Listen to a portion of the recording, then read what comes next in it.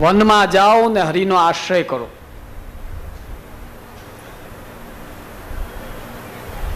હિરણ્યકશિપુ બહુ નારાજ થઈ ગયા છે કે આ તું શું બોલે છે. જોજો ક્યારે પણ છોકરો બગડે ને જરાક એટલે પેલું નામ કોનો આવે ખબર છે? ફ્રેન્ડ. ફ્રેન્ડ મિત્રો નો આવે. મિત્રો મરે સૌથી પહેલા. એમ જ કહેવાય કે આને મિત્રો એવા ખરાબ છે ને એને બગાડવાના. તરત ગુરુપુત્રોને બોલાવ્યા છે 5મા અધ્યાયમાં. અને તમારી ગુજરાતી ભાષામાં કે ખખડાવ્યા. ઓલા હાથ જોડીને કહ્યો નમત પ્રણીતમ ન પર પ્રણીતમ સુતો વદત્યેશ તવેન્દ્ર શત્રુ નૈસર્ગિકીયમ મતિરસ્ય રાજન નિયચ્છ મન્યુમ કદદાસ્મ માન. મહારાજ તમે અમને ભલે ખીજાવો છો, નમત પ્રણીતમ ન પર પ્રણીતમ. તમારો દીકરો જે વિષ્ણુનો ભક્ત બની ગયો છે, હરિભક્તિની વાતો કરે છે, આવી જે એની બુદ્ધિ થઈ છે, મહારાજ નમત પ્રણીતમ એ અમે એને બુદ્ધિ આ નથી આપી, ન પર પ્રણીતમ કોઈ બીજાએ પણ નથી આપી.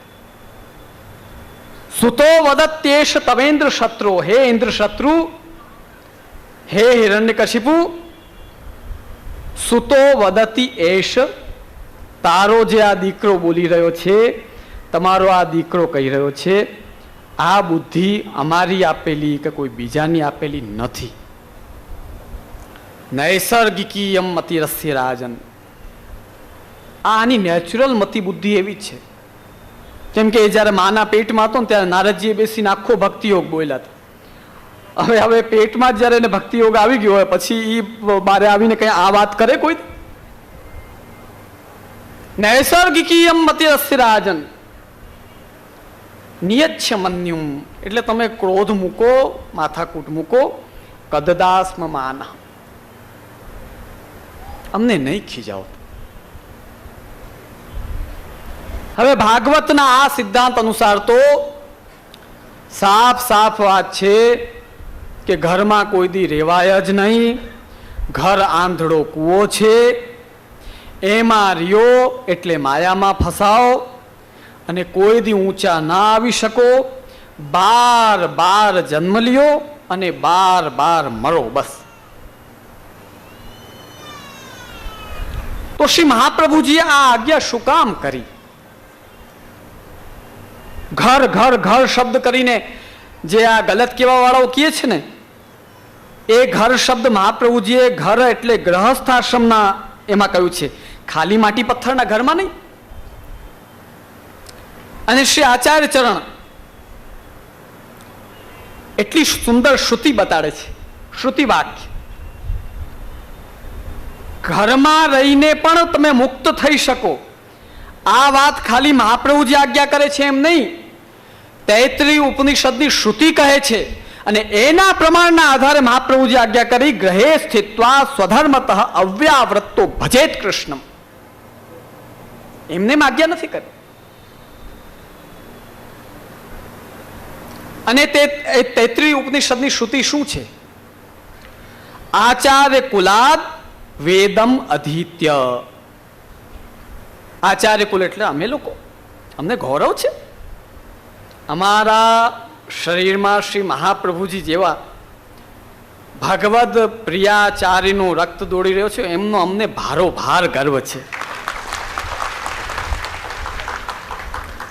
બધા આચાર્યોને અમે નમન કરીએ છીએ, પણ રક્ત સંબંધ કોઈ આચાર્યનો આ સંસારમાં હોય, સીધા એ મૂળ આચાર્ય સાથે અમારો બધાનો સીધો ડાયરેક્ટ બ્લડ રિલેશન છે આચાર્યો સાથે. આ બધા શિષ્ય પરંપરા વાળા છે, અમે વંશ પરંપરા વાળા છીએ. આ શરીરમાં મહાપ્રભુજીનો રક્ત દોડી રહ્યો છે, સામાન્યનો નહીં. તો કહે છે આચાર્ય કુલાદ વેદમ અધીત્ય. બ્રહ્મ સંબંધ લ્યો એટલે દીક્ષા ગ્રહણ કરી. સેવા કૃતિ ગુરુ રાજ્ઞા, ગુરુ પાસે સેવા શીખો. આને કહેવાય आचार्य कुलाद वेदम अधीत्य गुरोह कर्मातिशेषेण समावृत्य। જે કાંઈ કમાઓ છો તે લાવીને એકવાર તો પ્રભુને ગુરુ સામે મૂકી દો, જો અમારું આ છે, ગુરુ આજ્ઞા કરે કે હવે તમે આનંદથી આનો ઉપયોગ કરો. ગુરોહ કર્મ અતિશેષેણ, બચેલું. આપણામાં જે ગામડામાં સેવા લેવાય છે ને, અમારા ઘણા બાળકોએ કહે કે ઘરે ઘરે જાઓ છો તમે, તો વૈદિક દ્રષ્ટિએ જુઓ તો ગુરુને એકવાર ઘરે આવવાનો અધિકાર છે, નિયમની દક્ષિણા છે, અને એ તમે દો ને એટલે તંડુલ પરીક્ષા ન્યાય શાસ્ત્રોમાં બતાવ્યું છે. તંડુલ પરીક્ષા ન્યાય એટલે ખબર છે? ભાત તમે ચઢાવો ને ત્યારે બધા ભાતને લઈને આમ પીસો થોડી છો કે ચઢી ગયા કે નહીં. તમે લોકો તો આ રોજની પ્રેક્ટિસ વાળા છો. દાળ ભાત શાક બધું તમે જ્યારે બાફવા માટે ચઢાવો પછી એમાંથી 2 દાણા લઈ કે તમે ચેક કરો કે ભાઈ ભાત ચઢ્યા કે નથી ચઢ્યા. કરો છો કે નથી કરતા? અને શાસ્ત્રોમાં તંડુલ પરીક્ષા ન્યાય કહેવાય. હવે જો વિશેષતા છે કે એ 2 દાણા જો ચડી ગયા એટલે પાકી વાત થઈ ગઈ કે બધા ભાત ચડી ગયા. આ તમે કરો છો, હું કઈ નવી વાત નથી કરતો. તમે આ ટેસ્ટ કરો ને આ બધા જમવા વાળા જો.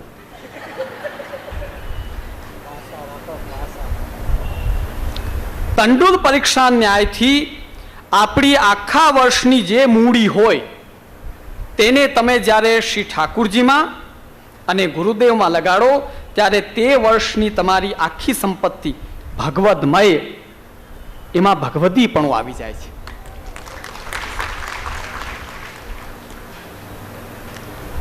આ કઈ રીતે પહેચાનવું? કે તંડુલ પરીક્ષા ન્યાયથી પહેચાનવું. શ્રીમદ ભાગવત પણ બતાવે છે સર્વ લાભોપહરણમ. તમે જે કાંઈ પ્રોફિટ કરો એ બધી પ્રભુમાં લગાડો. આપણે પ્રોફિટ કરીએ એટલે કેટલા રાજી થઈએ કે હવે બંગલા બનાવશું, ઇન્ટિરિયર કરાવશું, ઓડી ઉતારશું. નામ બોલીએ ને બધાના મોઢા આમ રાજી થઈ જાય.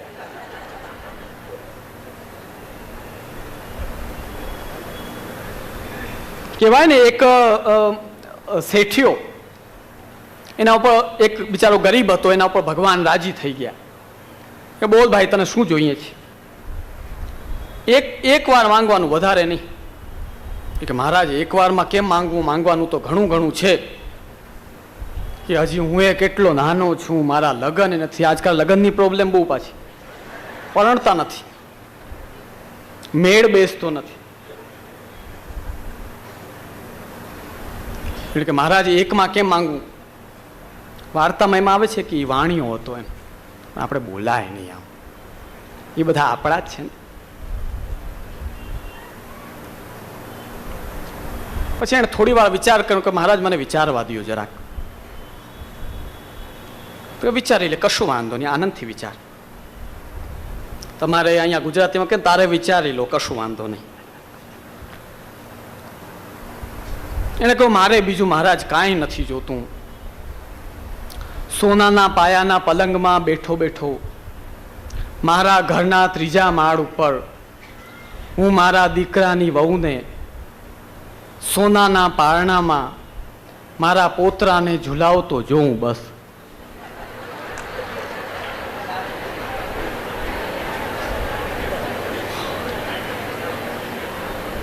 સોનાના પાયાના ખાટલા ઉપર ઘરના બગીચામાં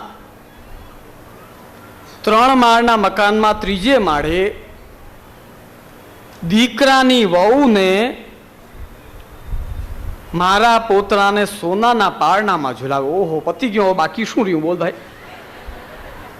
ઘર, બગીચો, લગન, દીકરો, દીકરાના લગન અને પોતરો, બધું તો માંગી લો, બાકી શું રહ્યું? બોલ.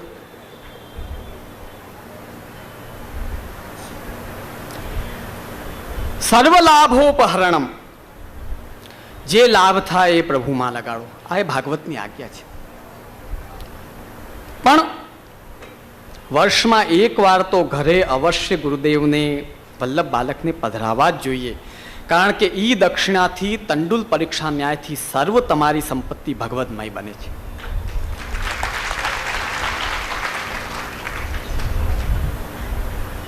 ગુરોહ કર્માતિશેષેણ અભિસમાવૃત્ય,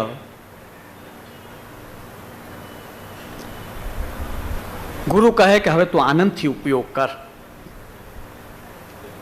એનાથી પોતાની વૃત્તિ ચલાવ. વૃત્તિર જીવનમ, જેનાથી આપણું પેટ પૂરાય અને વ્યવહાર ચાલે, એ બધું આનંદથી કરો.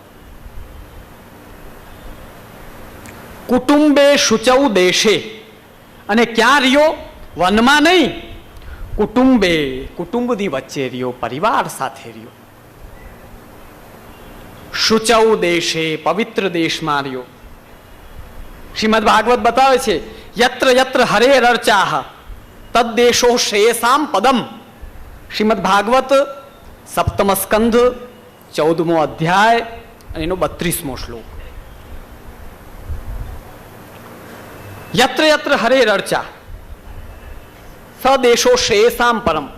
જ્યાં જ્યાં ઠાકુરજી બિરાજે છે એ ઉત્તમમાં ઉત્તમ દેશ છે.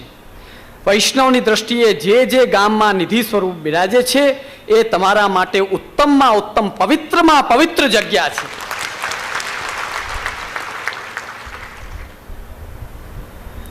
કુટુંબે શુચૌ દેશે, પવિત્ર દેશમાં. સ્વાધ્યાય અધીયમાનો, સત્સંગ કરો, ષોડશ ગ્રંથના પાઠ કરો. આ બધું આપણું સ્વાધ્યાય છે. આ પુષ્ટિ સ્વાધ્યાય કહેવાય.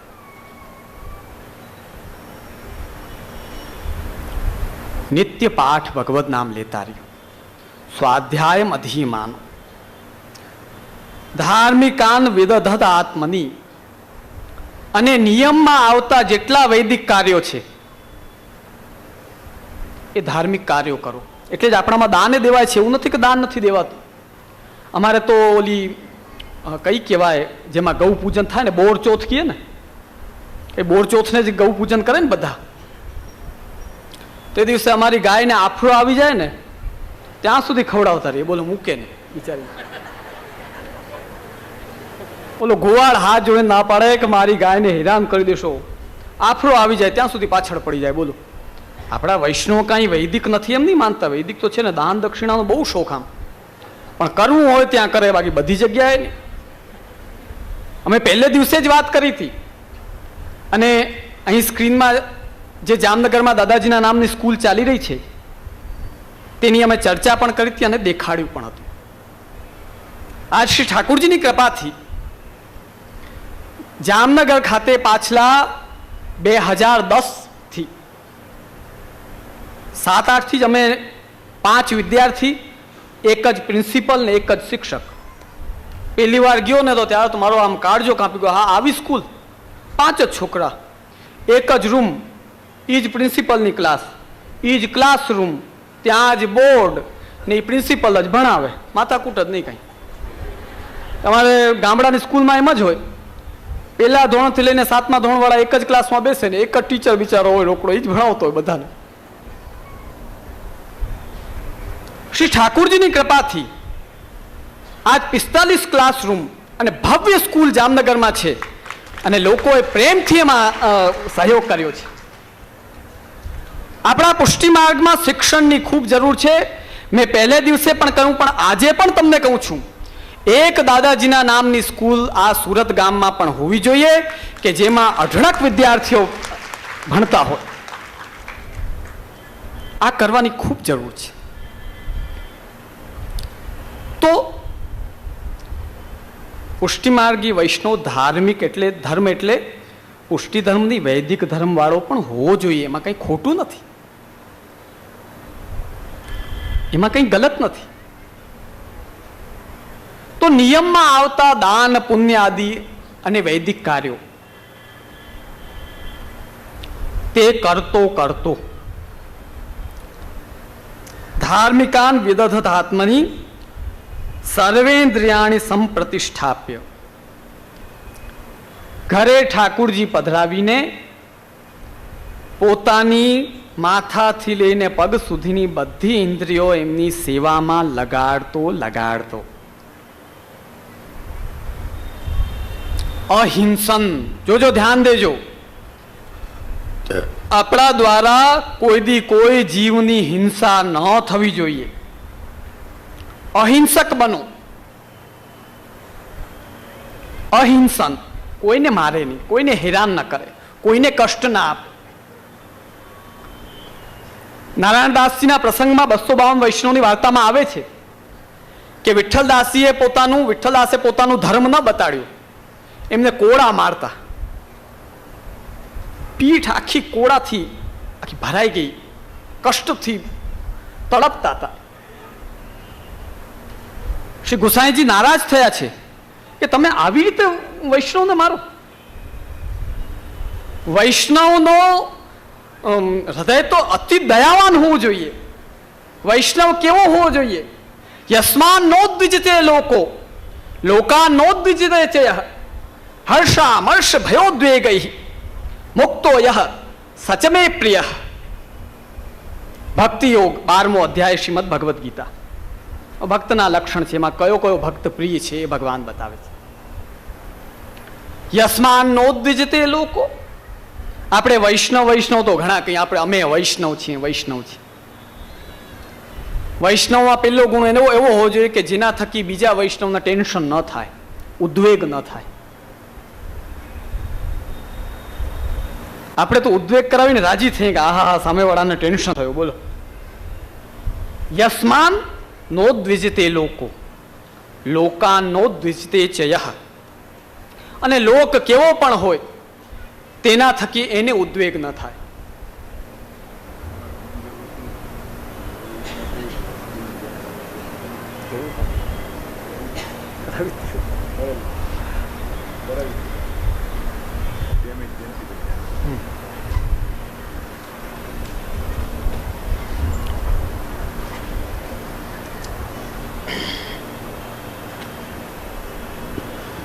ખૂબ સુંદર શ્રી વલ્લભની વાણી ક્યારેય મિથ્યા જાય નહીં એવી શુભ વધાઈ તાલીઓના ગડગડાટથી પ્રથમ તો આપણે વધાવશું કે આચાર્ય ચરણની કૃપાથી જે સોશિયલ ગ્રુપ થઈ જવા રહ્યું છે, શ્રી વ્રજભૂષણ લાલજી સોશિયલ ગ્રુપ દ્વારા જે અત્રે આચાર્ય ચરણોએ જે આજ્ઞા કરી છે કે એક વ્રજભૂષણ લાલજીના નામની અહીંયા સુરતની અંદર સ્કૂલ થવાની છે, એ આચાર્ય ચરણની કૃપાથી સાકાર થશે. જય હો. તાલીઓના ગડગડાટથી વાલા વૈષ્ણવો વધાવશો.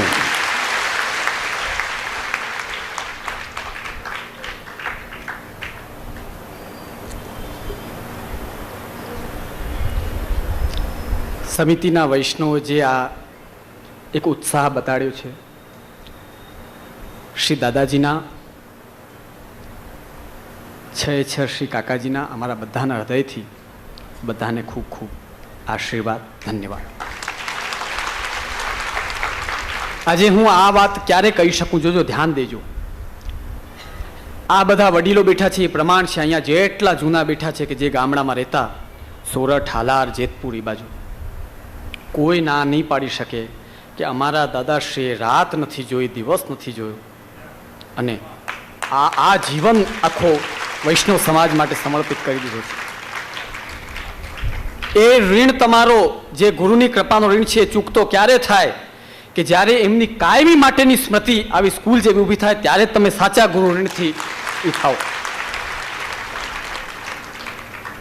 એટલે ખૂબ ધન્યવાદ, ખૂબ આશીર્વાદ. મૂળ વિષય ઉપર આવીએ. યસ્માન નોદ્વિજતે લોકાન નોદ્વિજતે છે. કોઈથી એને ટેન્શન ન થાય, એના થકી કોઈને ઉદ્વેગ ન થાય. હર્ષ અમર્ષ ભયોદ્વેગૈ મુક્તો. હર્ષ એટલે આનંદ, અમર્ષ દુઃખ, ભય ઉદ્વેગ, આનાથી જે મુક્ત છે એ ઉત્તમમાં ઉત્તમ સારો વૈષ્ણવ છે. સચમે પ્રિય, ભગવાન સ્પષ્ટ આજ્ઞા કરે છે, એ મને પ્રિય છે. એટલે પુષ્ટિમાર્ગી વૈષ્ણવ માટે શરત છે, હિંસક ન હોવો જોઈએ. કંઈ પણ થઈ જાય, કોઈને મારવો, કોઈને હેરાન કરવો, દુઃખી કરવો નહીં. નેવા આપણો મન એવો જ હોવો જોઈએ કે સર્વનું સારું થાય. શું કામ કોઈનું ખરાબ થાય? નહીં, બધા આનંદ મારીએ, બધા પ્રસન્નતા મારીએ. અમારી બાળકોની પણ એ જ ભાવના હોય છે કે બધા બાળક આનંદ મારીએ. મને યાદ છે 2001 ભૂકંપ આવ્યો અને અફરાતફરી મચી ગઈ. ત્યારે મારા પિતાશ્રીએ પહેલો પ્રશ્ન મને શું કર્યો કે બેટા તું ફોન તો કર, આપણા બધા બાળકો તો આનંદમાં છે કે નહીં. બોલો, આ મને આજ્ઞા કરી તે દિવસે.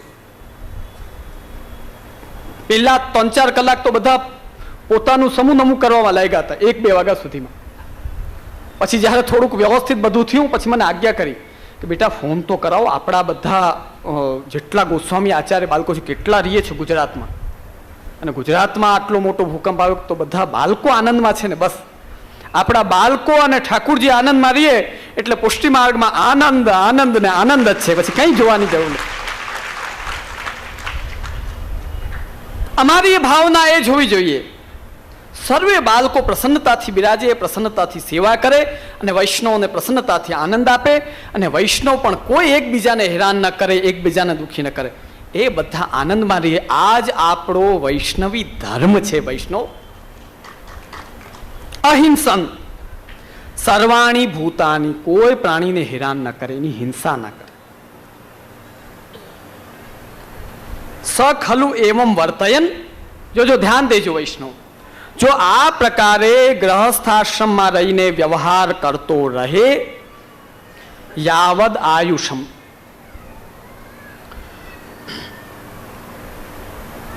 યાવદ આયુષમ, ધ્યાન દેજો. જે દિવસથી બ્રહ્મ સંબંધ લીધો, સેવા કરતા થયા, તમારો નવો જન્મ થયો, ત્યાંથી મૃત્યુ સુધી આ કાર્ય કાયમી ચાલુ રાખો. શું શું? ગુરુ પાસે શીખો, ગુરુ પાસે બ્રહ્મ સંબંધ લ્યો, ગુરુની આજ્ઞાથી લૌકિક વ્યવહાર કરો, કુટુંબ અને સુંદર ઠાકુરજી બિરાજતા હોય એવા સ્થાનમાં રહો, નિત્ય પાઠ કરો, ધાર્મિક કાર્ય જે લાગુ થતા હોય તે કરો, ક્યારેય કોઈનું ખરાબ ન કરો, નિત્ય પ્રભુમાં સર્વ ઇન્દ્રિય લગાડો.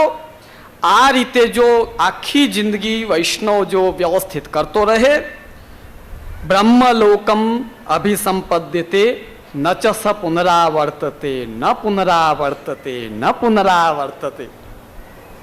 પુનરાવર્ત એનું થતું નથી, એને આ સંસારમાં ભટકવું પડતું નથી, ભાગવત લીલાને પ્રાપ્ત થાય છે. શ્રીમદ ભગવદ્ ગીતાના 14મા અધ્યાયનો છેલ્લો શ્લોક, મામ ચોયો અવ્યભિચારેણ ભક્તિ યોગેન સેવતે સગુણાન સમતીત્યેતાન બ્રહ્મ ભૂયાય કલ્પતે. અવ્યભિચારી ભક્તિ, ક્યાંય બીજે મન લગાડ્યા વિના સર્વ ઇન્દ્રિય પ્રભુમાં પ્રેમથી રહો, વૈષ્ણવનો માન કરો. આ જો આખી જિંદગી કરતો રહે, ભક્તિ યોગેન સેવતે, અને ઠાકુરજીની નિત્ય ભક્તિ કરતો રહે, સગુણાન સમતીત્યેતાન, એ ત્રિગુણને પાર કરીને બ્રહ્મ ભૂયાય કલ્પતે.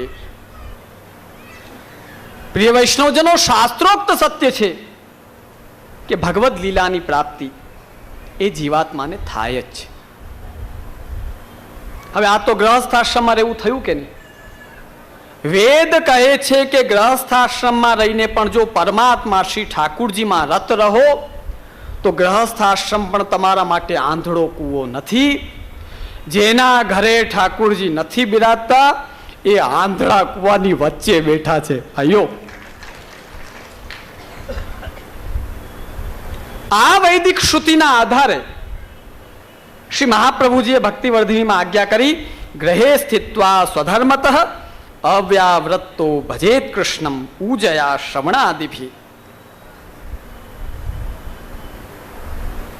હવે ગીતાજીમાં ભગવાન આજ્ઞા કરે છે, સંન્યાસ યોગ યુક્તાત્મા વિમુક્તો મામ ઉપેશ્યસી. હવે વિરોધી આવ્યા મેદાનમાં, એ કે ગીતાજીમાં તો કયું છે, સંન્યાસ યોગ યુક્તાત્મા વિમુક્તો મામ ઉપેશ્યસી. સંન્યાસ યોગથી યુક્ત આત્મા હોય એ મને પ્રાપ્ત કરે છે. અને તમે કહો છો કે ઘર માર્યો તો કેમ પ્રાપ્તિ થશે? તો પુષ્ટિ માર્ગીય સંન્યાસ પણ છે. કોણે કહ્યું નથી? તમને કરતા નથી આવડતું. કાયમી સેવા કરો અને સેવા કરતા કરતા સ્વરૂપમાં એટલા આસક્ત થઈ જાઓ. પરવ્યસની નારી વ્યગ્રાપી ગ્રહકર્મણી તદેવ આસ્વાદયત્યંત પરસંગરસાયનમ. હા, શું વાત છે! આ જયદેવ કવિનો ગ્રંથનો શ્લોક છે. અરે તમે સંસારની વચ્ચે ભલે રહ્યો. જોજો, હું એક લૌકિક દાખલો સમજાવવા માટે આપું. કોઈ સ્ત્રીને એક પુરુષ સાથે પ્રેમ થઈ ગયો છે. આવું આજના સમયમાં થાય પણ છે. મા બાપને બતાવી ન શકીએ એવી સ્થિતિ થઈ જાય. કેવું કેમ બાપુજીને? મોઢું બંધ થઈ જાય, કાંઈ બોલાય નહીં. પરવ્યસની નારી વ્યગ્રાપી ગ્રહ કર્મણી. જોજો, કોઈનો મન કોઈના સાથે લાગી જાય ને, પછી તમે ઘરનું કામ કરતા હો. આપણે ધોળપદમાં હમણાં જ 2 દિવસ પહેલા વૈષ્ણવ ગાતા હતા, ઘેર જાઉં ગમતું નથી. ને ઘરના કામ કરતા હો તો પણ મન શ્રી ઠાકુરજીમાં દોડે. આને કહેવાય પરવ્યસન. પરવ્યસન એટલે પરમાત્માનું વ્યસન થઈ જવું, એના વગર ન ચાલે. પરવ્યસની નારી વ્યગ્રાપી ગ્રહ કર્મણી, જેને શ્રી ઠાકુરજીનો વ્યસન લાગી ગયો છે, એ લૌકિકની વચ્ચે રહે, ગ્રહ કર્મમાં વ્યગ્ર રહે. તદેવ આસ્વાદયત્યંત. જો કામ હાથ પગ ભલે આ લૌકિક કાર્યો કરતા હોય, પણ એ ત્યાં હોતા છતાં પણ ત્યાં હોતા નથી. એનું મન તો પ્રભુ પાસે હોય છે. શ્રીમદ ભાગવત બતાડે છે, અંતર્ગ્રહગતા કાશ્ચિત ગોપ્ય અલબ્ધ વિનિર્ગમા. અરે ઘણી ગોપિકાઓ નથી જઈ શકી. અંતર્ગ્રહગત ગોપિકાઓ ઠાકુરજી પાસે નથી જઈ શકી. ગોપ્ય અલબ્ધ વિનિર્ગમા કૃષ્ણમ તદ ભાવના યુક્તા. બસ અમને એને મેળવવા છે. ભલે ઘરના રૂમમાં અંદર પુરાયેલી હતી, પણ મન ત્યાં હતું. એ રાસને, એ ભગવાનને પ્રાપ્ત કરવા. તદેવ આસ્વાદયત્યંત પરસંગ રસાયનમ. આહા, શું વાત છે! તો આપણામાં એ સંન્યાસ છે. ઠાકુરજીમાં એટલો બધો મન ચોંટાવી દો કે પછી જ્યારે ઠાકુરજીથી દૂર જાઓ, ઘર છોડો, વ્રજવાસ કરો, એ સમયે ઠાકુરજી સિવાય બીજું કંઈ યાદ ના આવે. એમનું વિરહ થતું રહે. શ્રી મહાપ્રભુજી આજ્ઞા કરે છે, પુષ્ટિ માર્ગીય સંન્યાસ વિરહ માટે કરો. પહેલા પ્રીતિ કરો, પછી એમનાથી દૂર જાઓ અને ઘરને છોડો, એમને માણતા રહો. આ જ પુષ્ટિ માર્ગીય સંન્યાસ છે. પુષ્ટિ માર્ગમાં સંન્યાસ તો છે, ચિંતા ન કરો. એટલે ગીતાજીનો જે વાક્ય છે, સંન્યાસ યોગ યુક્તાત્મા વિમુક્તો મામ ઉપેશ્યસી. અર્જુનને કહે છે, સંન્યાસ યોગથી જે યુક્ત આત્મા છે, એ વિમુક્ત થયેલો છે, એ મને પ્રાપ્ત કરે છે. તો કોઈ અગર આ વાક્ય કહે તો ચિંતા ન કરો, આપણામાં પણ સંન્યાસ છે. પહેલા ઠાકુરજીમાં સ્વરૂપાસક્તિ કરો, પછી ઘરને છોડો અને એ સ્વરૂપને અંદર માણતા રહો. એનું વિરહ કરો. કેમ કે ભક્તિ દ્વિદલાત્મક છે, સંયોગાત્મક, વિપ્રયોગાત્મક. જ્યારે બે થશે તો તમારી ભક્તિ પૂર્ણતાને પ્રાપ્ત કરશે અને સીધી ભગવત ધામની, ભગવત લીલાની પ્રાપ્તિ એ જીવાત્માની નિશ્ચિત છે. આ દુનિયાની કોઈ તાકાત એને રોકી શકે તેમ નથી.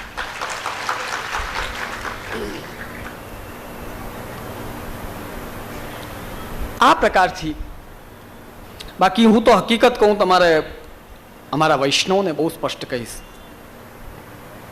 આપણા છોકરાઓને ભગત સ્વામી બનાવી ને એના જીવનને બરબાદ ન કરો. હું તો સ્પષ્ટ કહું છું, કોઈ સંપ્રદાયનો વિરોધ નથી. આજના સમયમાં સંન્યાસ અશક્ય છે. અમે ચેલેન્જ સાથે કહી શકીએ છીએ. શ્રીમદ ભાગવત બતાવે છે, ભયમ પ્રમત્તસ્ય વનેષ્વપી સ્યાત. કામ, ક્રોધ, લોભ, મોહ, મદ, મત્સર, આ 6 શત્રુઓથી ઘેરાયેલો હોય એ આશ્રમમાં રહે, વનમાં રહે, એ સંન્યાસી નથી, નથી ને નથી. જીતેન્દ્રિયસ્ય આત્મરતેર બુધસ્ય. અને જો સાવધાન વ્યક્તિ છે, જીતેન્દ્રિય છે, થોડો પણ કંટ્રોલ છે, અને પરમાત્મામાં શ્રી ઠાકુરજીમાં જેનો મન લાગેલો છે, ગ્રહાશ્રમ કિમનું કરોત્યવદ્યમ. અરે ગ્રહાશ્રમ એનું શું બગાડી શકે છે? જેને જે થોડોક જીતેન્દ્રિય છે, પરમાત્મામાં રત છે, એ ઘરમાં રહેતો હોય તો પણ મોટો સંન્યાસી અને મોટો પરમ ભક્ત છે, અને સર્વ શત્રુઓને લઈને આશ્રમમાં રહ્યો, ગુરુકુલમાં રહ્યો, વનમાં જાઓ. તમે 6 શત્રુઓથી ઘેરાયેલા છો તો તમે કોઈ કાળે સંન્યાસી નથી, ત્યાગી નથી, નથી ને નથી જ. આ ભગવદ્ ગીતાનું સત્ય છે. તો કર્મેન્દ્રિયાણિ સંયમ્ય ય આસ્તે મનસા સ્મરન ઇન્દ્રિયાર્થાન વિમૂઢાત્મા મિથ્યાચારસો ઉચ્યતે. આ ચોલો પહેરાવીને ત્યાગનો અને સંન્યાસનો આપણા છોકરાને આપણે ભઠ્ઠીમાં નાખીએ છીએ. ભઠ્ઠીમાં આવા ભણાવવા કરતા તો ન ભણાવવા સારા, હું કહું, આ ભઠ્ઠીમાં નાખવા કરતા. એટલે હું ચેતું છું વૈષ્ણવોને કે આજના સમયમાં સંન્યાસ શક્ય નથી, ત્યાગ શક્ય નથી, બહુ અશક્ય છે. એટલે આપના બચ્ચાઓને આ રસ્તા ઉપર મોકલીને બરબાદ નહીં કરો. ધ્યાન દો. હરિસ્તો સર્વતો રક્ષામ કરિષ્યતિ ન સંશય. ગ્રહસ્થાશ્રમમાં રહેશો તો ઠાકુરજી તો રક્ષા કરવાના છે, તમે ચિંતા નહીં કરો. આ ગ્રહસ્થાશ્રમનો પ્રકાર. અને આપણા પ્રભુ કેવા કૃપાળુ છે. શ્રી ગદાધર દાસજીનો જે પ્રસંગ આવે છે, ગરીબે ગ્રહસ્થાશ્રમમાં ચાલે, પૈસા વાળો હોય એ ગ્રહસ્થાશ્રમની સેવામાં ચાલે, મધ્યમ હોય એ ચાલે. આપણા પ્રભુ, આપણા આચાર્ય કેટલા કૃપાળુ છે. કાંઈ ન હોય એને પણ સેવા દે કે તું સેવા કર. છોલા ધરતા, ખાલી છોલામાં આ કઢી, આ દાળ, આ ભાત, આ ખીર. પદ્મનાભ દાસ અને આ બાજુ શેઠ પુરુષોત્તમ દાસ અને દામોદર દાસ સંભલવારે. એમની વાર્તામાં આવે કે સોનાના પાત્રમાં આંબાનો રસ ભોગ ધરે તો આંબાનો રસ ખબર ન પડે, સોના અને આંબાની વચ્ચે ભેદ ન રહીએ એવા સુંદર પાત્રોમાં ભોગ ધરતા. કાંકરોલી દ્વારકાધીશ પ્રભુ બિરાજે છે. આજે એવો ઠાઠ એમનો કે પેલાથી આદત જ એવી કે નબળું ચાલે જ નહીં. ત્યાં આપણા પુષ્ટિ પ્રભુ એવાય છે. અને અમારા શ્રી મદન મોહન પ્રભુ ગદાધર દાસજી પાસે કંઈ જ નહીં, અને વિનંતી કરી પ્રભુ મારી પાસે કંઈ નથી, હું શું ધરું આપને? જલમાં દાલ, ભાત, શાક, જલમાં ભાવના કરી. વાર્તા પ્રસંગમાં આવે છે, હૃદયમાં અગ્નિ થતી કે મારા ઠાકુરજી આરોગી નથી શકતા. પ્રભુ તો સર્વ સમર્થ છે, પ્રભુ તો બધું આરોગ્ય જ છે. જોજો આપણામાં 2 ધર્મ છે, સમજો વાત. ભગવત ધર્મ અને જીવ ધર્મ. ભગવત ધર્મની દ્રષ્ટિએ તો આપને બધું સિદ્ધ જ છે. 56 ભોગ નિત્ય આવી રહ્યા છે, નિત્ય શેન થઈ રહ્યા છે, મંગલા થઈ રહ્યા છે, બ્રજભક્તો લાડ લડાવી રહ્યા છે, કંઈ કમી નથી. પણ જે જીવને આ સંસારમાં મોકલ્યો એનો શું ધર્મ? જીવનો ધર્મ છે કે પ્રભુને કંઈક કરીને લાડ લડાવવા, પ્રભુની સેવા કરવી, પ્રભુના ભક્ત થવું, ભક્તિ કરતા રહેવું. તો જ્યારે પ્રભુ માટે આપણે કંઈ ન કરી શકીએ તો આપણને દુઃખ થવું જ જોઈએ. બાધક પિંડરું હોય ને તમે ઠાકુરજીની સેવા ન કરો ને જન્માષ્ટમી જેવો પ્રસંગ આવે તો વૈષ્ણવના આંખમાંથી આંસુ પડવા જોઈએ કે આ જન્માષ્ટમીનો દિવસ ને હું મારા ઠાકુરજીને જોઈએ નથી શકતો. બોલ, આ શું કામ ન થવું જોઈએ? પુષ્ટિમાર્ગીય વૈષ્ણવનો હૃદય એવો હોવો જ જોઈએ કે જે ઠાકુરજી માટે દ્રવિત થઈ જાય. શ્રીમદ ભાગવત ભક્તના લક્ષણ બતાવી. વાગ ગદ ગદા દ્રવતે યસ્ય ચિત્તમ, એકાદશ સ્કંદ 14મો અધ્યાય એના 24, 25, 26 શ્લોકો. વાગ ગદ ગદા દ્રવતે યસ્ય ચિત્તમ હૃદત્યભીક્ષણમ હસતી ક્વચિચ્ચ વિલજ્ય ઉદ્ગાયતિ નૃત્યતે ચ મત ભક્તિ યુક્તો ભવનમ પુનાત. દ્રવિત થવું જ જોઈએ. તો ગદાધર દાસજીને અગ્નિ થઈ હૃદયમાં કે અરે હું મારા પ્રભુ માટે કાંઈ નથી કરી શકતો, કઈ લાડ નથી લડાવી શકતો. એટલે જલમાં ભાવના કરી ને પ્રભુને ભોગ ધર્યા, પ્રભુએ સ્વીકાર્યા. અને પછી જ્યારે યજમાને આવીને રૂપિયા આપ્યા તો રસરૂપ જલેબી લાવીને શ્રી મદન મોહન પ્રભુને આરોગાવી. અમે તો દાદાજીના ઘરના જેટલા સેવકો છે ને એને બધાને આજ્ઞા, જે સખડી સેવા કરતા હોય અથવા દૂધઘર સુધી કરતા હોય, દાદાજીનો ઉત્સવ, શ્રી મહાપ્રભુજીનો ઉત્સવ, જન્માષ્ટમી ને અમારા બધાના જન્મદિનમાં જો તમને અનુકૂળ લાગે તો તમારા પ્રભુને જલેબી ધરાવતા જાઓ. આપણા મદન મોહન પ્રભુ જ પ્રેમથી આરોગ્યા છે. કહેવાય છે કે 2 હસ્તના 4 હસ્ત કરીને સ્નેહાત્મિકા જલેબી આરોગ્યા છે. તો આપણા રસરૂપ પ્રભુ તો આવા છે. હવે આજે 6 વાગ્યાનો સમય થવા જઈ રહ્યો છે. હજી 15 મિનિટનો સમય લઈ પછી આજનો સત્ર આપણો પૂર્ણ કરશું. ઘણો સમય ગયો. તો હવે પાછા મૂળ મુદ્દા ઉપર આવું. તમે બધા એવા ઘૂમી ક્યાં ઘૂમી આવ્યા છે બોલો. હવે મૂળ મુદ્દા ઉપર આવીએ.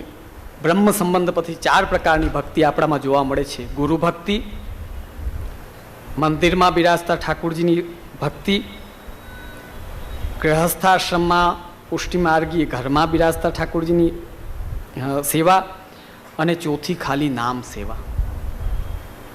હવે તમે સમજી ગયા છો 3 દિવસમાં ગુરુ ભક્તિ, મંદિરના ઠાકુરજીની ભક્તિ, ગ્રહસ્થ ભક્તિ, એ બધાના સિદ્ધાંતો પ્રતિપાદન મેં કરી દીધો છે.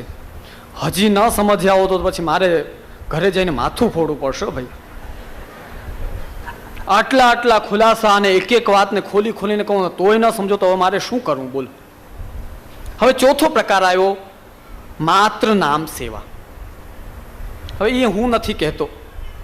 પઠેચ નિયમમ કૃત્વા શ્રી ભાગવત માદરાત, શ્રી મહાપ્રભુજી નિબંધમાં આજ્ઞા કરે છે. તમે કાંઈ ન કરી શકો તો ઘરે નામ સેવા કરો. અને શ્રી હરિરાયજી એટલી સુંદર આજ્ઞા કરે છે સ્વરૂપ તારતમ્ય નિર્ણયમાં.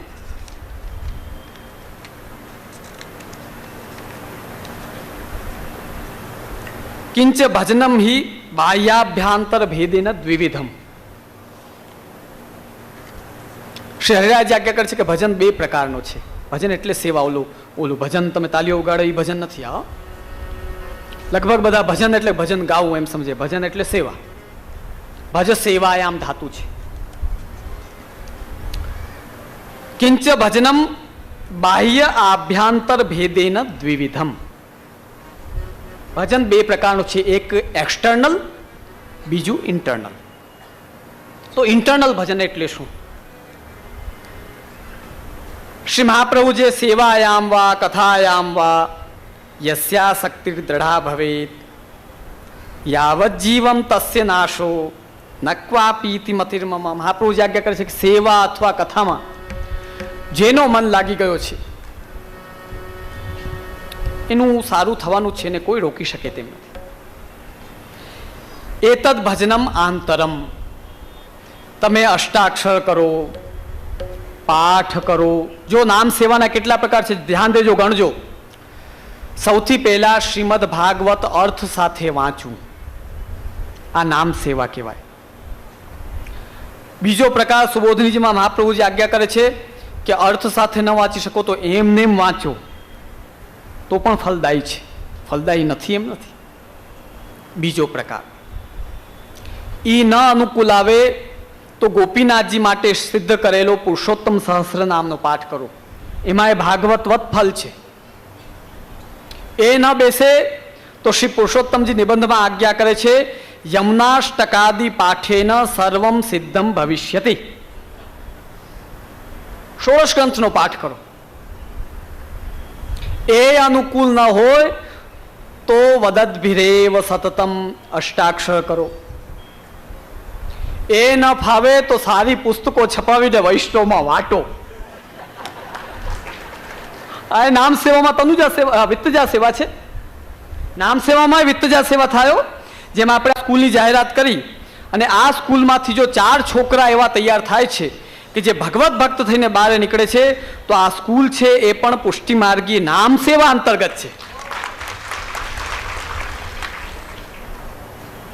કથા છલેન બાલાનામ નીતિસ્તદેહ કથ્યતે.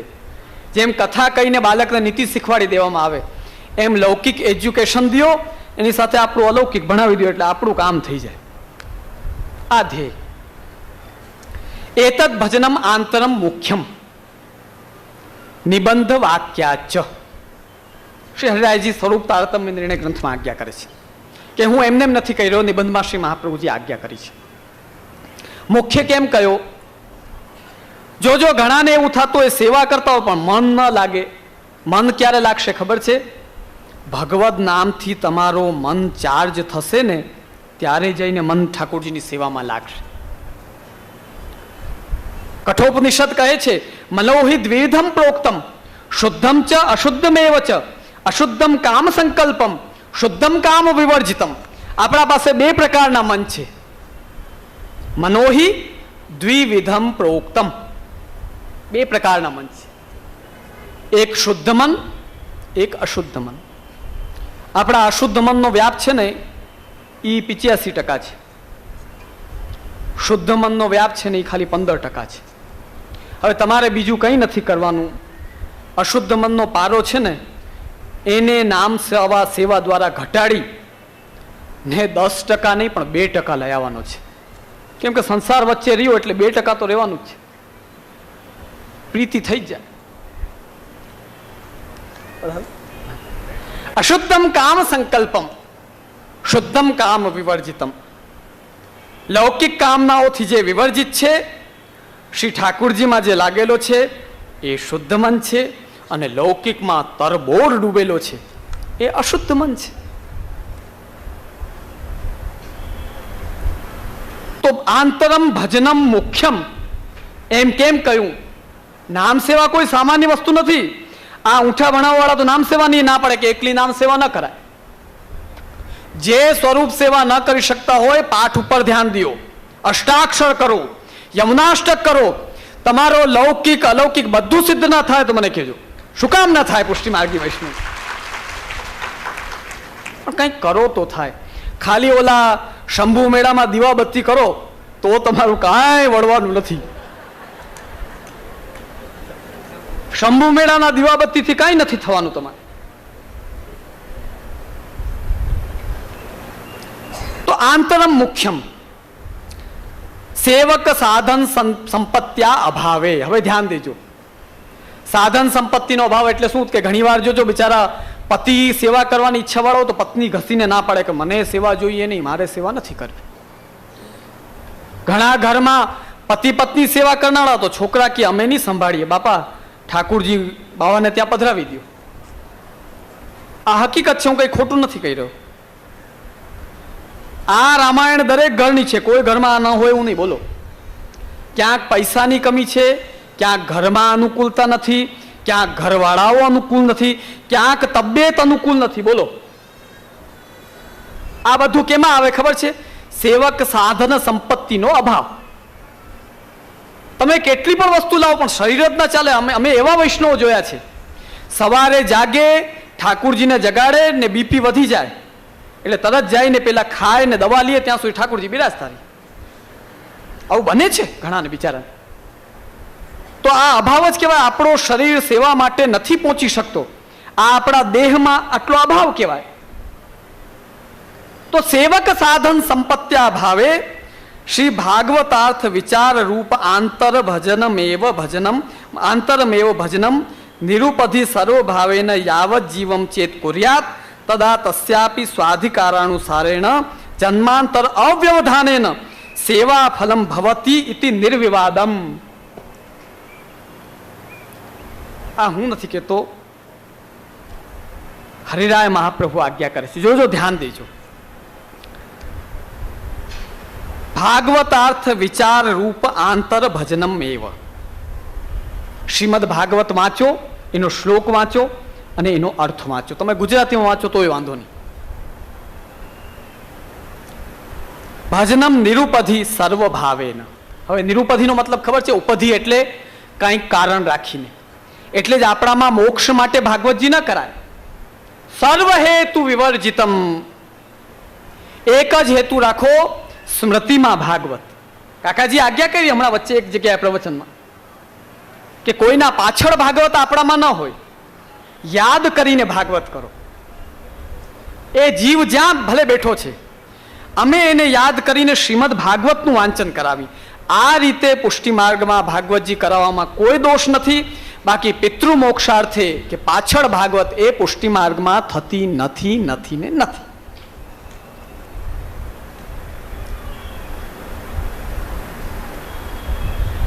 નિરુપધિ સર્વભાવેન, સર્વભાવથી, પૂર્ણ ભાવ સાથે.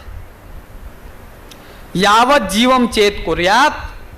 કદાચ કાંઈ સ્વરૂપ સેવા નથી કરી શકતો, જીવે ત્યાં સુધી જો અર્થપૂર્વક ભાગવતનું વાંચન, અષ્ટાક્ષર અને યમનાષ્ટકનો આશ્રય, આટલું જો. હવે જોજો, નામ સેવામાં અપરસ છે. આ લોકો બધા ગભરાય કે આ અપરસનું બધું સ્વરૂપ સેવામાં જ છે. નામ સેવામાં અપરસ છે વૈષ્ણવ. કઈ રીતે ખબર છે? નામ સેવામાં પંચાક્ષર મંત્ર આવે છે. તમારે બીજી વ્યવસ્થા ન હોય, બોરનું પાણી હોય, એમાં આનંદથી સ્નાન કરો. સ્નાન કરી રેશમી કપડાં પહેરો. રેશમી કપડાં પહેરીને આસન ઉપર બેસો. ભાગવત, શ્રીમદ ભાગવતના 4 શ્લોક અર્થ સાથે વાંચો.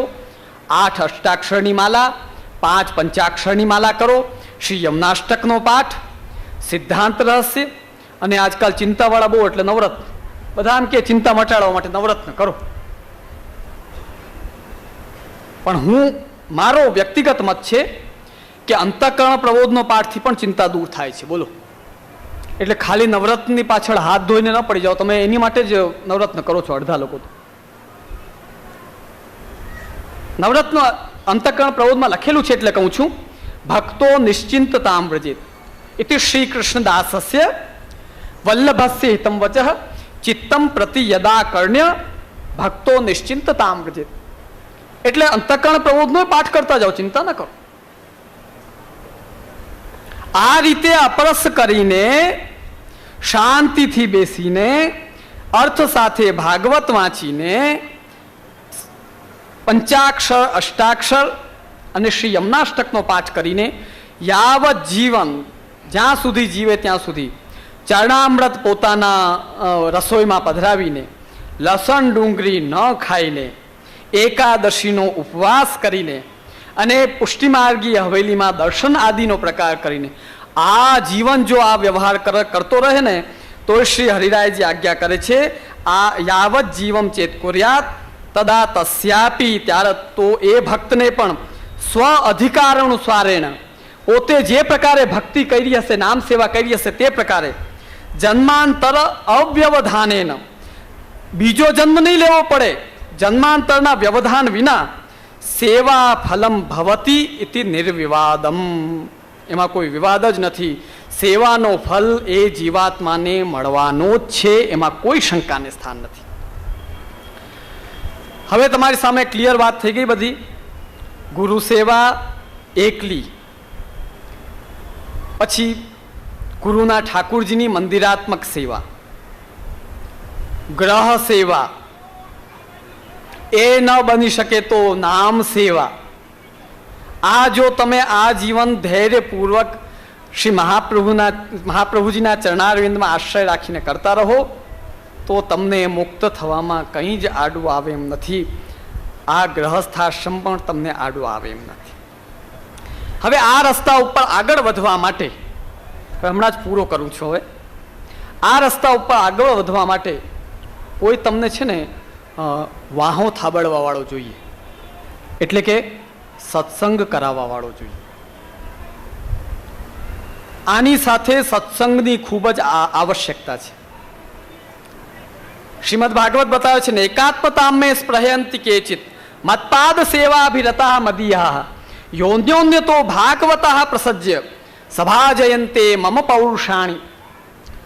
સત્સંગ શું છે? એ ભગવાનની આપ લે છે.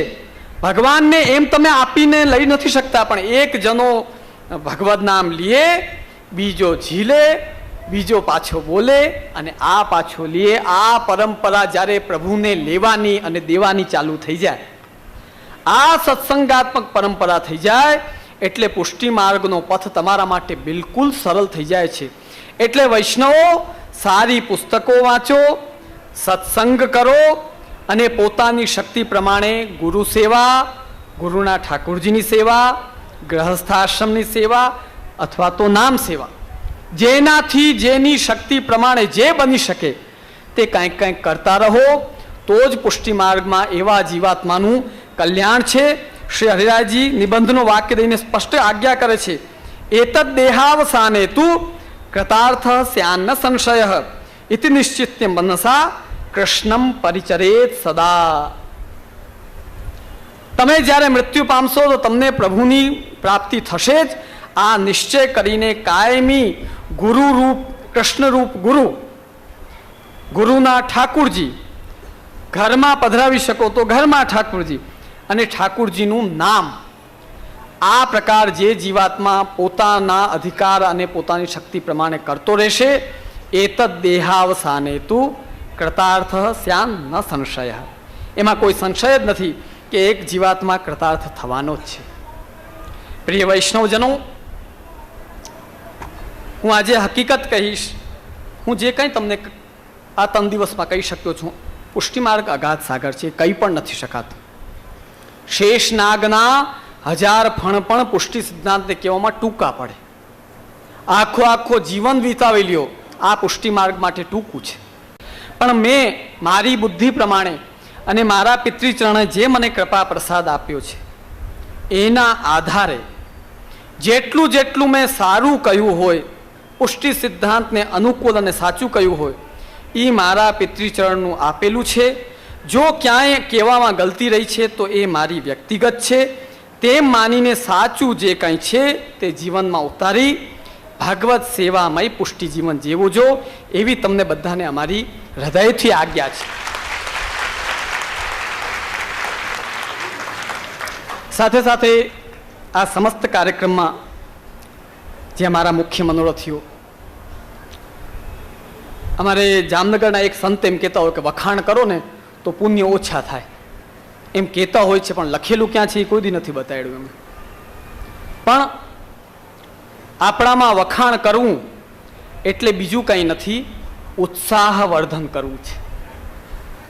હવે હકીકત કહું, આ 5 મનોરથીઓએ આ મોટામાં મોટી નામ સેવા કરી છે પુષ્ટિ માર્ગની. આટલા લોકો સુધી પુષ્ટિ જ્ઞાન પહોંચ્યું. આમાંથી 4 જણા પણ ઠાકુરજી પધરાવતા થશે ને તો ભક્તિનો ફલ આ લોકોને મળવાનો છે. બોલો. તો અમારા મુખ્ય મનોરથીમાં પરમ ભગવતી હરિભાઈ નરસિંહભાઈ ચોવટિયા, અમારા દિલીપભાઈ સોજિત્રા, હરિભાઈ બાંગાના છે, દિલીપભાઈ ભલસાણ, બેરાજા ભલસાણના છે, દલસુખભાઈ કેશવજીભાઈ ચોવટિયા ધૂમધોરાજીવાળા, મુકેશભાઈ દુધાગરા સડોદરવાળા અને જયંતિભાઈ એન સભાયા હળમતિયાવાળા. આ 5 વૈષ્ણવોએ મળીને જે આ બૃહદ આયોજન કર્યો, તમે નહીં માનો. આ લોકોને તમે પૂછી શકો છો, અમે આટલા વર્ષોમાં હજારો વાર મળ્યા હશું, અમે કોઈ દી આજ્ઞા નથી કરી કે તમે સુરતમાં અમારી શિબિર કે આયોજન કરો. હમણાં બેરાજામાં મનોરથ હતો ત્યારે હરિભાઈ આવીને કહ્યું કે જે બધા પધારે છે તો આપ કેમ નહીં, અમારા બાલક કેમ નહીં, મારા બાલક કેમ નહીં. મેં કહું તમને જો આ ભાવના થઈ છે તો હું જરૂર આવીશ. બાકી હકીકત કહું છું, શ્રી મદન મોહન પ્રભુની સેવા અને તમારા જ ભાઈ બંધુઓ ત્યાં જે હાલારમાં છે, એટલો આનંદ છે અમને. અમારા એ ત્યાંના વૈષ્ણવ બહુ પ્યારા છે, બહુ વાલા છે. હું ખુશ છું એમનાથી, આનંદમાં છું એમની વચ્ચે. અને સમય નથી રહેતો, આ હકીકત છે. બોલો. તો એટલું પ્રવાસરીય છે કે મને પોતાના પરિવાર સાથે સમય વિતાવવાનો સમય નથી રહેતો મારી પાસે. પણ અહીં છો એ અમારા છો, ત્યાં છો એ અમારા છો. જો અમારા માટે અમે ના આવીએ તો કોણ આવશે બોલો?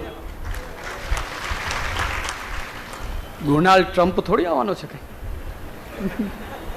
અમે જ આવશું. એટલે તમે અમારા વૈષ્ણવ છો. વિના સંકોચે કોઈ સમસ્યા હોય તોય આવો, કોઈ વિનંતી હોય તોય આવો, પ્રભુ પધરાવા હોય તોય આવો, જ્ઞાન લેવું હોય તોય આવો, સલાહ લેવી હોય તોય આવો. અમે એના માટે છીએ કે તમારા જીવનને વિશદ અને ઉત્તમ બનાવવા માટે, તમારા જીવનના પથને અજવાળો આપીએ એના માટે જ અમે છીએ. તો આ મનોરથી 5, એના સિવાય 400 સ્વયંસેવકો, અને હવે તો કદાચ એનાથી વધારે 600-800 જેવા સ્વયંસેવકો હશે. એ બધાએ જે આમાં સેવા આપી છે, ખાસ અમારા કીર્તનકારો, આ બધા અહીંના રત્ન છે કે જે પોતાની કીર્તનની સેવા સંપ્રદાયને આપી રહ્યા છે. એ બધા અમારા મર્યાદી વૈષ્ણવો. હું કાયમી મર્યાદી વૈષ્ણવોનો પક્ષપાતી રહ્યો છું અને રહેવાનો છું. આજ કેવડી મોટી સેવા કરે છે. હું તો ત્યાં હલારમાં ઘણા છોકરાઓને કહેતો હું કે મરજાદ લ્યો, તમને જે મનોરથમાં પ્રસાદનો આનંદ મળે છે ને એને જો જાળવી રાખવો હોય તો હું તો આ લોભ દઉં, ચલો તો મરજાદ લ્યો. તો મનોરથ, આનંદ, પ્રસાદ આ બધું ચાલતું રહેશે, થતું રહેશે. તો મર્યાદી વૈષ્ણવો અને સર્વ એવા કાર્યકરો કે જેમના અમે નામ નથી જાણતા, એ બધાને અમે હૃદયથી બિરદાવીએ છીએ. નાના મોટા અમારા દાદાજીના વૈષ્ણવો, હાલાર સોરઠના વૈષ્ણવો, જેતપુરના, અમારે કેટલા બધા અહીંયા વૈષ્ણવો શ્રી દાદાજીના કૃપાપાત્ર, શ્રી મોટા કાકાજીના કૃપાપાત્ર બેઠા છે. બધા વૈષ્ણવોને અમે હૃદયથી સન્માન અને એમને ધ્યાનમાં રાખીને, અને ખાસ તમે બધા 3 દિવસથી મને ઝીલી રહ્યા છો. ન ઈચ્છા હોય તોય સાંભળી રહ્યા છો.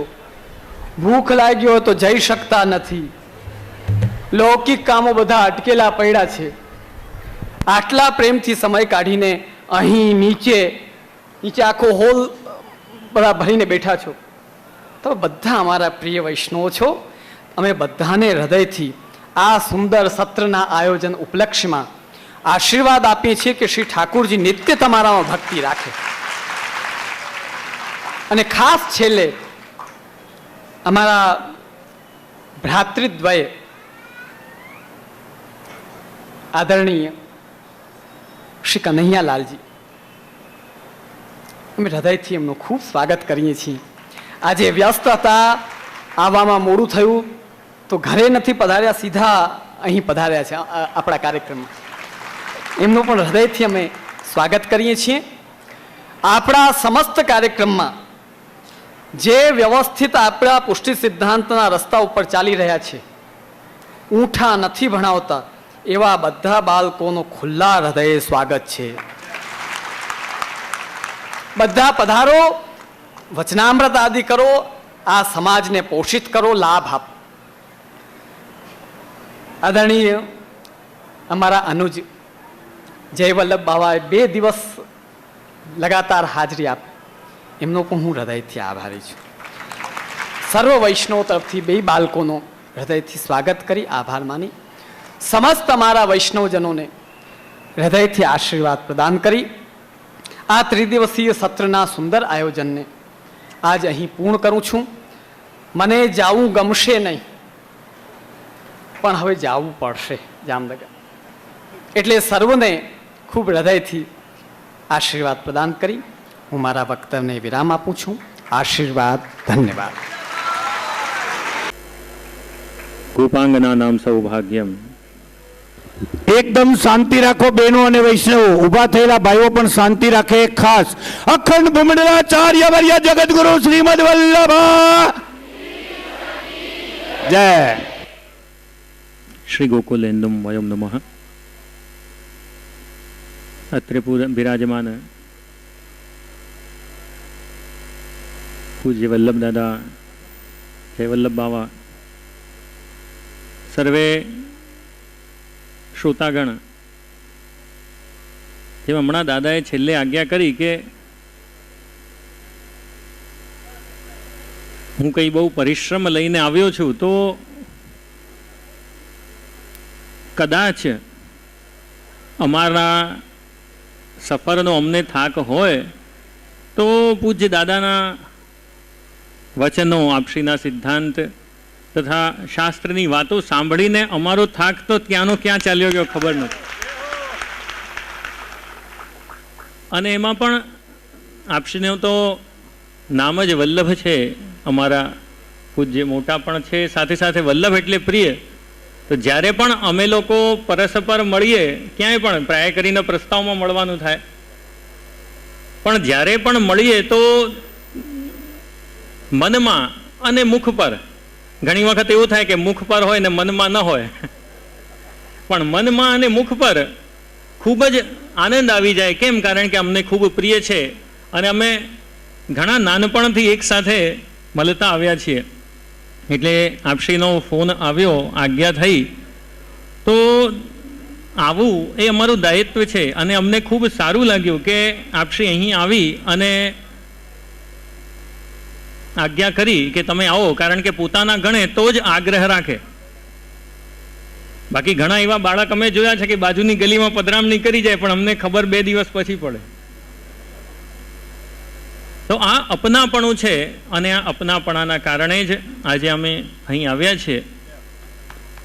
તો બસ પ્રભુને, વલ્લભને, બે ઘરના મોટાઓને એ જ વિનંતી કરીએ કે આ સ્નેહ સદા અમારામાં ને અમારા પરિવારમાં પરસ્પર બન્યું રહે. અને એ સ્નેહનો ફલ બીજા કોઈને નહીં પણ તમને મળશે. ખ્યાલ આવશે ને?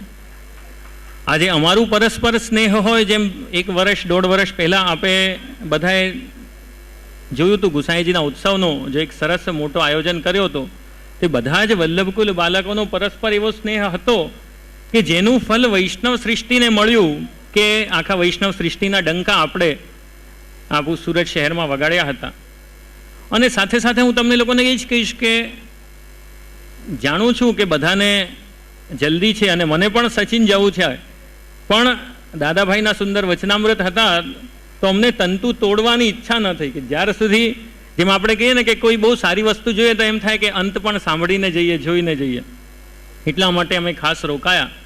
તો વૈષ્ણવો, આજે દાદાએ જે પણ આજ્ઞા કરી કે બ્રહ્મ સંબંધ પછીના જે 4 પ્રકારની ભક્તિ આદિની, તો આમાં પ્રાય કરીને એવા લોકો છે અધિકાંશ કે જે કદાચ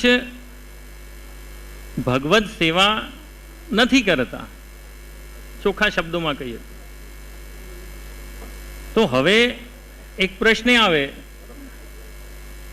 કે પછી જેમ દાદાએ છે ને છેલ્લે એક વાત કરી કે કાંઈ પણ તમે કરો, પ્રભુનું નામ આંતર લો કે બહારથી લો, નિરંતર જો તમે કરશો ને તો તમને બીજો જન્મ ન લેવું પડે. તો આપણો જે પુષ્ટિ માર્ગ છે ને, એમાં ઘણા સિદ્ધાંતો મહાપ્રભુજીએ તમને સમજાવ્યા. એમાં એક બહુ જ તમારા લોકોના ઉપયોગનો સિદ્ધાંત અમે કહીએ, એક જ લીટી છે, અને એ લીટીમાં આવે છે અનુગ્રહ પુષ્ટિ માર્ગે નિયામક. પુષ્ટિ માર્ગમાં પ્રભુને કોઈ જ પ્રકારના સાધનની અપેક્ષા નથી, કોઈ પણ પ્રકારના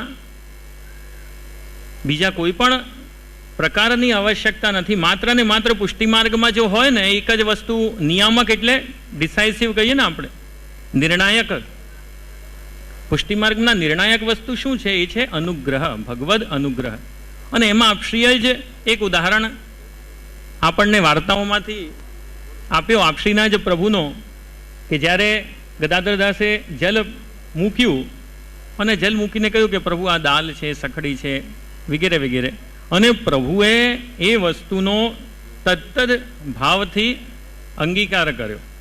હવે વૈષ્ણવ, તમે પણ કંઈ એવી સ્થિતિમાં છો કે તમે લોકો ભગવદ સેવા પ્રકટ રીતે, બાહ્ય રીતે કરી શકતા. આમાં હાથ ઉપાડવાનું કહીએ કે કેટલા પુષ્ટ સેવા કરે છે, તો શું થાય? નહીં કરવાવાળાના હાથ વધારે કે ન કરવાવાળાના? બોલીએ, પૂછીએ તો. એટલે અમે પૂછવા કહેવાના નથી, ચિંતા નહીં કરતા. પણ હું તમને ભગવદ સેવાનો એક બહુ જ આસાન અને સારો રસ્તો બતાવો. ખ્યાલ આવે ને?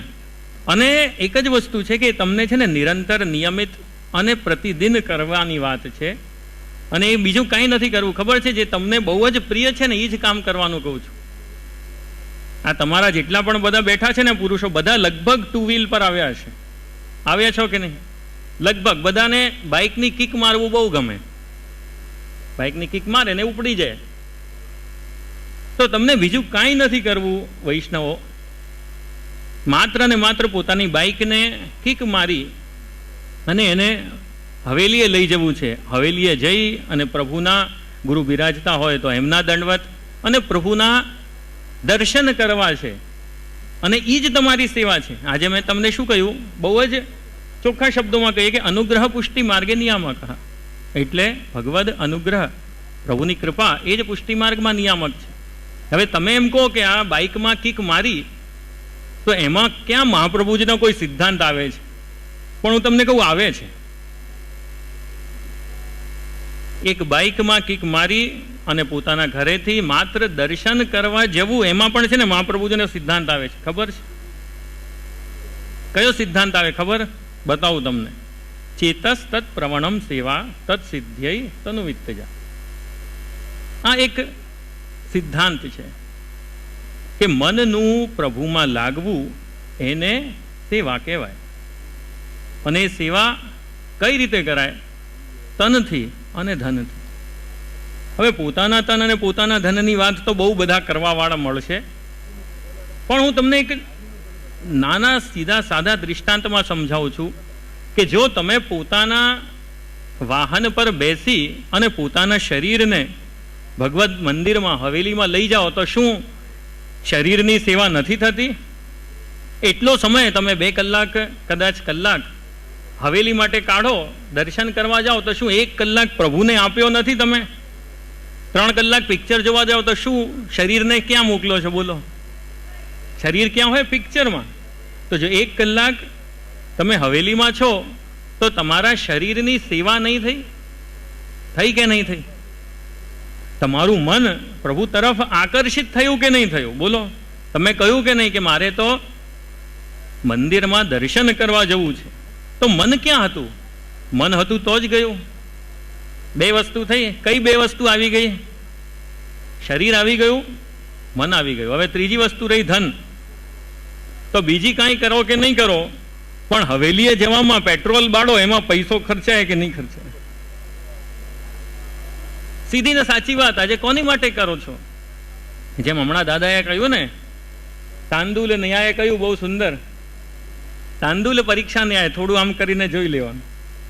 તો જે તમે સંસારમાં ક્યાંય પણ ખર્ચો, પણ તમે જો હવેલી માટે બાઇકમાં કિક મારો તો એ પૈસો કોના માટે ખર્ચાય છે? તમારી માટે કે પ્રભુ માટે? બોલો સાચું.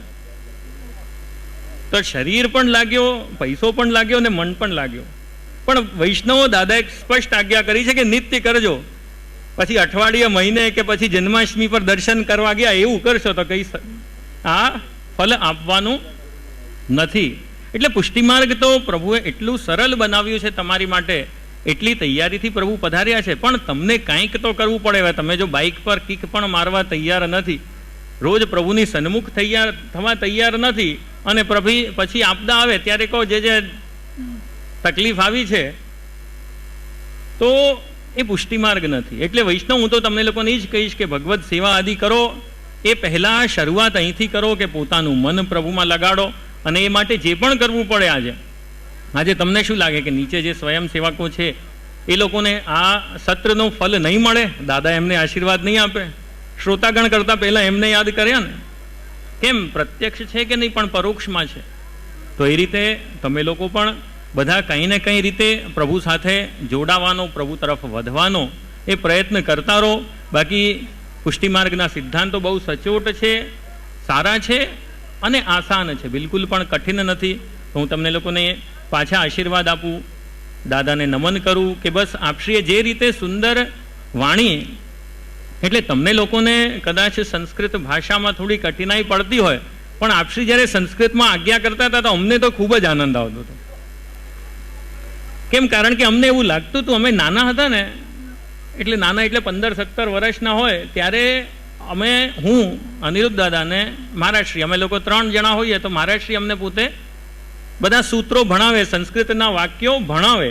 તો આજે મને એવું લાગ્યું કે હું પાછો એક નાનો બાળક બની ગયો છું અને કોઈ વડીલ મને પાછા સંસ્કૃતમાં બધું સમજાવી રહ્યો ને એવું લાગતું. એટલે હું તો ખરેખર કહું કે ખરેખર મેં કીધું તું 15 મિનિટ માટે આવીશ, પણ આ કલાક ક્યાં વયો ગયો મને ખબર પડી નથી. એટલે વલ્લભના સિદ્ધાંત, મોટાઓની વાણી, મોટાઓની છત્રછાયા તો એવી છે કે આવી જ રીતે મિનિટોના કલાક થાય, કલાકના મહિના ને મહિનાનું આખું જીવન વીતી જાય તો ખબર પડે નહીં, પણ એમની છત્રછાયામાં રહેવું પડે. તો બસ તમને સૌને એ જ આશીર્વાદ આપીએ કે તમે સૌ પણ વલ્લભના ચરણારવિંદની છાયામાં રહો, એમની સન્મુખ રહો અને પ્રભુના દર્શન કરતા રહો. બસ આટલું જ કહીને અહીંયા બધા જે પણ મનોરથી છે આશીર્વાદ આપી વિરામ લઉં છું.